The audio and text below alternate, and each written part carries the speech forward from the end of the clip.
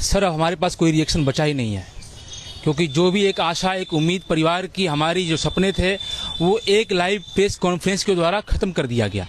Sir मैं बताना चाहूँगा कि हम लोग भारतीय वायुसेना के 2020 के वैकेंसी, जिसमें हम लोग की नवंबर 2020 में एग्ज़ाम हुआ, हम लोग स्टार इनटेक XY ग्रुप के एग्ज़ाम को पास किए, उतनी कड़ी फिजिकल टेस्ट को पास किए, और यह वही ग्राउंड गांधी मैदान है जहां हम लोग 5-5 राउंड इसका दौड़ा करते थे।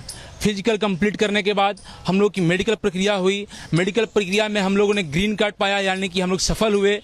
ग्रीन कार्ड के बाद हम लोग का जो है मेरिट लिस्ट जारी किया, जिसको PSL बोलते हैं एयरफोर्स की भाषा में। उसमें हमारी 1357 रैंक है, मेरे दोस्तों की 200 रैंक है। हम लोगों ने सब प्रक्रिया हासिल कर ली थी, लेकिन जिस प्रकार से हमें वेबसाइट के माध्यम से CASB, वो क्या है कि एयरफोर्स की सिलेक्शन की बोर्ड है, उसने कहा कि आप लोग वेट कीजिए, ड्यू टू एडमिनिस्ट्रेटिव रीजन आपका इनरोलमेंट लिस्ट डिले कर दिया गया है। सर हम लोगों ने सब्र के साथ, संयम के साथ, हम और हमारे परिवार के लोग, हमारे पिताजी रोज़ फ़ोन किया करते थे कि आखिर हम लोग की प्रक्रिया में देर क्यों है।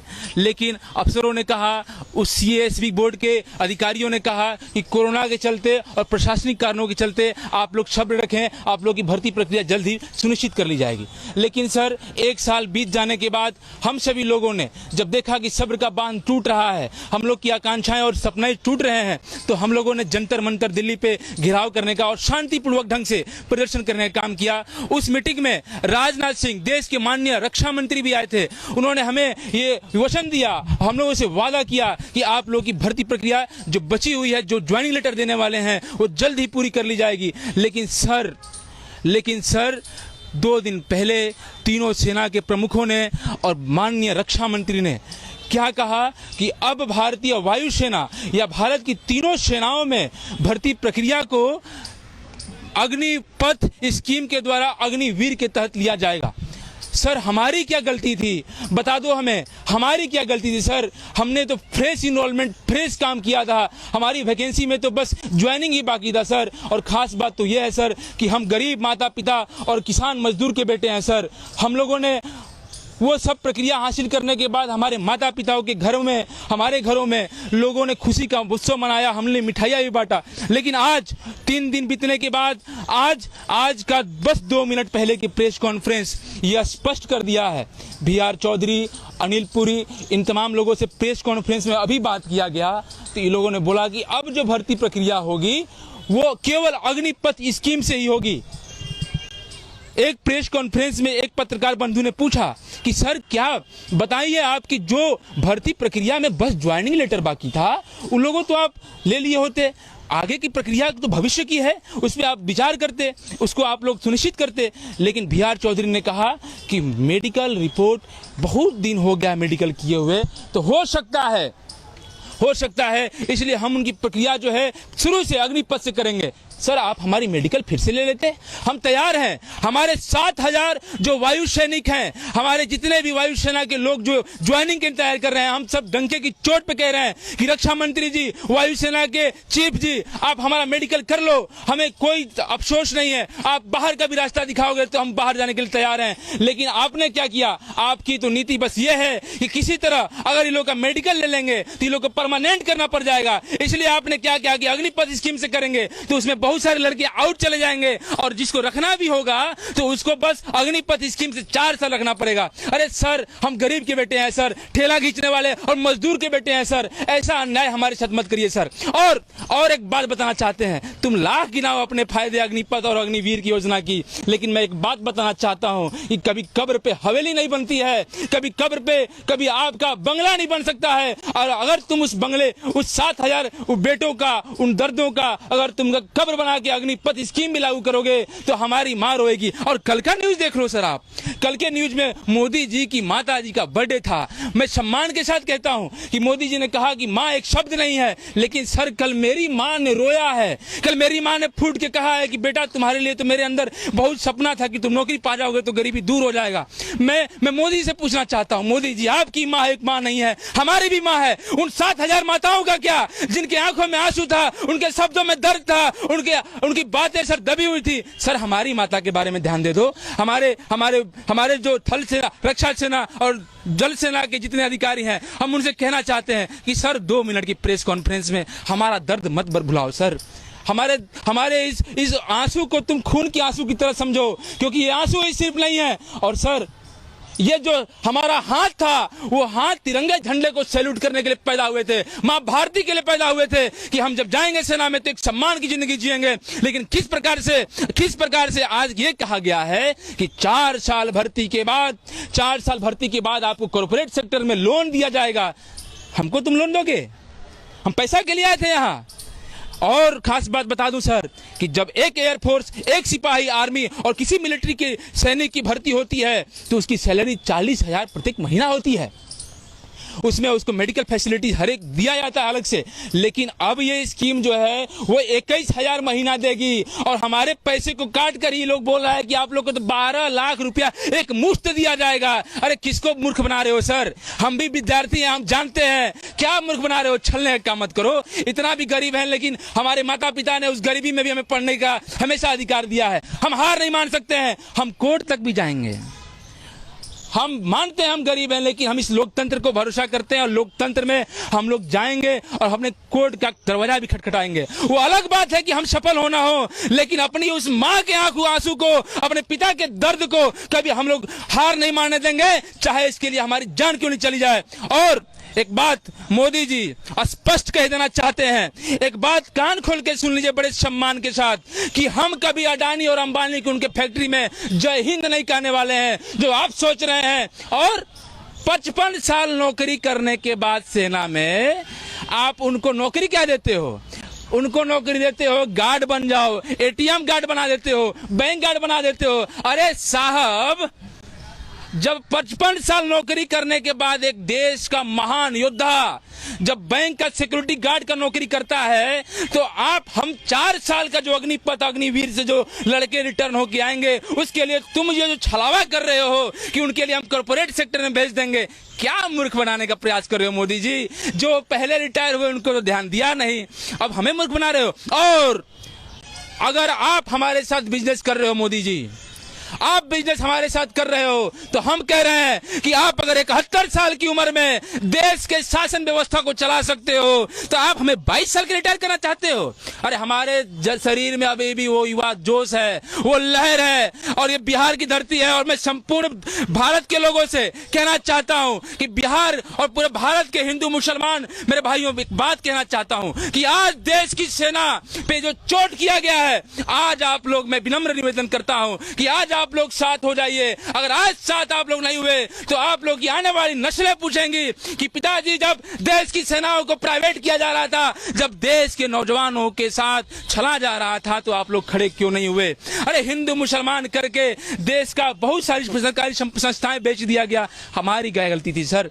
इसलिए मेरी बातों को आप लोग एक तो संदेश भी समझो, और हम एक बात कहना चाहते हैं कि हमारी भर्ती कर दो। इसके लिए हमें बर्बाद न करो साहब। हमारी क्या गलती थी? तुम स्कीम लाओ, वो भविष्य की बातें हैं, लेकिन 7,000 लोगों की कब्र को मत खोदो।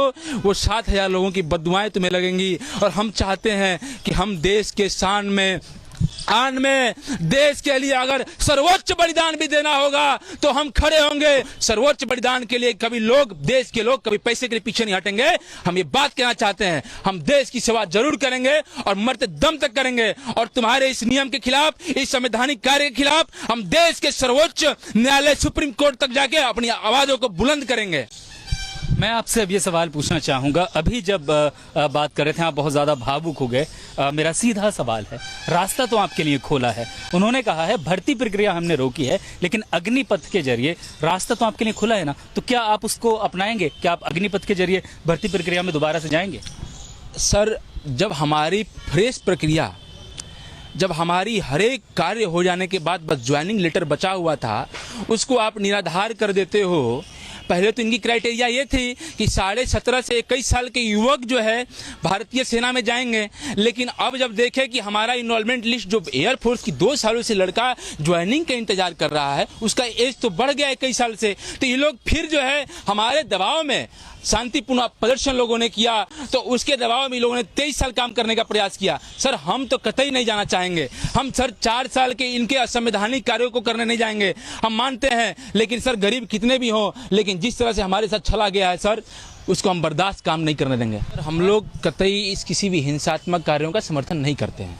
हम लोग ये चाहते हैं कि कब सभी भी लोग जितने भी एयरफोर्स, नेवी और आर्मी के कैंडिडेट्स हैं वो शांतिपूर्ण ढंग से एक तरह संवैधानिक रास्ता अपना के एक नया रास्ता को हम लोग आगे बढ़ाने का प्रयास करेंगे। हिंसात्मक रेलवे से किसी भी सरकारी संपत्ति का कोई विध्वंस करता है उसकी हम लोग कड़ी निंदा भी करते हैं। और ख़ास बात और बता दें कि जितने भी हमारे जो बच्चे हमारे साथ जो बिहार के लड़के हैं, एयरफोर्स के हैं, जितने भी हमारे भाई हैं, कभी किसी सरकारी संपत्ति को हमने नुकसान नहीं पहुँचाया है। जो आपने सवाल पूछा कि आप रेगुलर भर्ती पे जाना चाहते थे, अब अग्निपथ स्कीम आई है तो उसमें भी चले जाते, तो मैं आपसे भी एक बात पूछना चाहता हूं सर कि इस देश के रक्षा मंत्री जी से जो ये बोल रहे हैं कि देश का बहुत सारा पेंशन का पैसा जो पेंशन में लग रहा है उसको हटा देते हैं तो देश की आर्मी को मॉडर्नाइज और मिलिट्री को मॉडर्नाइज करने का फैसला, ये कदम सराहनीय होगा। सर आप इस देश के रक्षा मंत्री हैं, हम पूरे ईमानदारी के साथ और प्रैक्टिकल बात बोलते हैं। आप अपने विधानसभा का विधायक रहे, विधायक का पेंशन छोड़िए, आप सांसद रहे, सांसद का पेंशन छोड़िए, आप अपने पार्टी का तमाम जो पेंशन लोग धारक बैठा हुआ है उसको आप उसको ट्रेन के अलाउंस जो देते हैं उसको बंद करिए। क्यों वे सैनिकों को और गरीबों के बच्चों पे ये तानाशाही वाला नियम क्यों थोपा जाता है? क्यों गरीब है इसलिए आप ये थोपते हो? ये क्यों बोला जाता है? राजनाथ सिंह जी, और एक बात और, राजनाथ सिंह जी आपके बेटे क्यों नहीं डिफेंस सर्विस में आए ये बता दो। आपका बेटा तो आज विधानसभा में एमएलए है, मैं उसका कोई भी उसका विरोध नहीं करता हूं, एमएलए बने, गरीब का बच्चा कैसे बनेगा सर? आज माननीय गृह मंत्री के बेटे तो बीसीसीआई के अध्यक्ष बन जाते हैं, कोषाध्यक्ष बन जाते हैं, उन पे कोई कार्रवाई नहीं होती। आखिर हमारे ऊपर ही नियम क्यों थोपा जाता है? हमने रिटर्न परीक्षा क्वालिफाई की है सर, और इस देश के नागरिक हैं, और इस देश का नागरिक हम जानते हैं कि हमारा हक अधिकार क्या है। और 4 साल जो आप अग्निपथ स्कीम ला रहे हो उसके बाद 4 साल के बाद तो बता दो कि क्या करने वाले हो हमारे साथ। ये हमारे भाई, हम इनके बेटे हैं सर, जो पानी बेचता है इस गांधी मैदान में, जो टॉफी बेचता है, जो पानी बेचता है, चाय बेचता है। और एक बात और सर, हमको आज शक हो रहा है मोदी जी पे। मोदी जी एक बात बता दीजिए हमको आज कि आप कैसे कहते हो कि हम बचपन में चाय बेचा करते थे? अगर आप चाय बेचा किया होते, चाय बेचा करते तो आपको गरीबों का दर्द मालूम हुआ होता। आप बताइए कि आप चाय कहां बेचा करते? सर हम नहीं बोलना चाहते इस बात को, हम ये बात को नहीं बोलना चाह रहे थे, लेकिन बोलता हूं, गरीब जानता है कि गरीब के घर में क्या दिक्कत है। हमारी बहनें हैं, 12 लाख रुपया सर क्या होता है? उनकी शादी करनी होगी तो हम कैसे करेंगे? हमारे पिताजी बीमार पड़ेंगे तो उनके लिए क्या व्यवस्था करेंगे? और मोदी जी आप बताओ कि आप चाय कहां बेचा करते थे? मैं उस पॉलिटिकल गेम में नहीं फंसना चाहता हूं, लेकिन आपका मैं अच्छे से जवाब दे दिया कि अगर ये नेताओं के साथ पेंशन व्यवस्था लागू होती है, अगर इन नेताओं को 71 साल में कुर्सी और विधानसभा लोकसभा लड़ने का अधिकार है, तो इस देश के नौजवान जो कि 18 साल में भर्ती होते हैं उनको 22 साल की और परिश्रम करने के बाद तुम उनको निकालने का प्रयास क्यों करते हो ये बता दो। आप करोड़ों रुपया कॉर्पोरेट सेक्टर का तो माफ कर देते हो, लेकिन गरीबों का क्या होगा? हम मजदूर किसानों का क्या होगा? लेकिन एक सवाल यह भी है कि दुनिया भर में सेनाएं मॉडर्नाइज हो रही हैं, अब उस संख्या में जवान नहीं चाहिए। मॉडर्न मशीनरी ने, मॉडर्न हथियारों ने उसकी जगह ले ली है। तो अगर सरकार खर्च कम करने के लिए सैनिकों की संख्या को कम कर रही है तो कैसे करे? आपके पास कोई रास्ता है? बता रहे हैं सर, आप यहाँ पे एक बात कहना चाहते हैं कि कुछ चुनिंदे देशों में जो है ये टूर ऑफ ड्यूटी लागू है। आप ये बात कहना चाहते हैं, कहीं ना कहीं आपके सवाल से ये तो स्पष्ट हो गया है कि आप कह रहे हैं कि टूर ऑफ ड्यूटी लागू है तो भारत में भी टूर ऑफ ड्यूटी लागू होना चाहिए कि नहीं होना चाहिए। और एक बात मैं बता दूं कि जो आप इजराइल और बाकी जो देश हैं जिनके बारे में आप चर्चा करना चाहते हैं सर, वो बहुत लिटरेट देश हैं, उनकी जनसंख्या भी बहुत कम है। और आपको बता दें कि आपकी देश की लिटरेसी रेट कितनी है। आप जाओ गाँव में, आप जाओ उस खेत खलिहानों में जहाँ बच्चा 4 बजे सर निकलता है घर से, और घर से निकलने के बाद दौड़ता है, पसीने से लुप्त होकर घर पे आके बेचारा गिर जाता है। पापा मजदूरी करके फल बेच के सब्जी बेच के आता है घर पे, तो घर का खर्चा निकलता है। उस बच्चे के बारे में कौन ध्यान देगा? गरीब सेना में नहीं जाएगा तो कौन जाएगा? अंबानी का बेटा जाएगा क्या सेना में? लेकिन जो ये सरकार का तर्क है कि हम बच्चे को उसके जीवन के उस दौर में जब उसे सबसे ज्यादा अनुशासन की ज़रूरत होती है हम उसे अनुशासित करेंगे, मिलिट्री सर्विस में मौका देंगे और उसके बाद एक मुश्त पैसा भी देंगे, तो बहुत से ऐसे बच्चे जो आज खाली बैठे हैं घरों में, बेरोजगार बैठे हैं, जो बहुत हाई एजुकेशन नहीं ले पाए हैं, क्या उनके लिए ये अग्निपथ बहुत अच्छा सम्मानजनक तरीके से एक रोजगार पाने का या देश की सेवा करने का मौका नहीं होगा? बहुत बहुत आपका ये जो सवाल है बहुत कीमती है और उस कीमती सवाल का जवाब भी हम कीमती से देना चाहेंगे। आप तब ये भी बता दो कि जब आप अग्निपथ स्कीम के बारे में इतना बढ़ा चढ़ा के बोल रहे हो तो आप क्यों कब्र खोने हमारी? आप 7,000 बच्चों का क्यों बर्बाद जिंदगी किया? क्या हम लोग युवा नहीं थे? जब हम मेडिकल पास किए तो हम लोग की उम्र केवल 18 साल थी। जब हम लोग की उम्र 18 साल थी तो अगर हम लोग भी सेना में जाते तो कोई हमारी सेना युवा होती? तो आखिर हमारी जिंदगी को बर्बाद करके आप ये दलील देते हो कि सेना मॉडर्नाइज हो गई, तो हमारी क्या गलती थी उसमें सर? आखिर ये दलील भी पेश करो कि आखिर हम लोग का कब्र क्यों खोना आपने? इसके बाद आप अग्निपथ और अग्निवीर की स्कीम के बारे में बात करते हैं। हम लोग की जो कहा गया है कि अग्निवीर में फिर से न्यू रिक्रूटमेंट होगी, फिर से फेज 1 की परीक्षाएं होंगी, जो प्रक्रियाएं फिर से करना पड़ेगा सर, उसकी हम लोग प्रक्रिया में फिर शामिल नहीं होना चाहते हैं। अगर ये अग्निपथ और अग्निवीर में करेंगे तो यानी आपको 4 साल की नौकरी मिलेगी तो आप करने को तैयार हैं? एकदम सर बोल रहे हैं कि आप एक बात बताइए कि जिसके पास कपड़ा नहीं है पहनने को, जिसके पास 2 वक्त की रोटी नहीं है खाने को, सर हम देखिए बाध्य हैं। आप फिर से रिपीट करना चाहते हैं इस बात को? हम ही नहीं, अगर इस नौकरी को हम छोड़ भी देते हैं तो बहुत सारे इस देश के गरीब के बच्चे जाएंगे।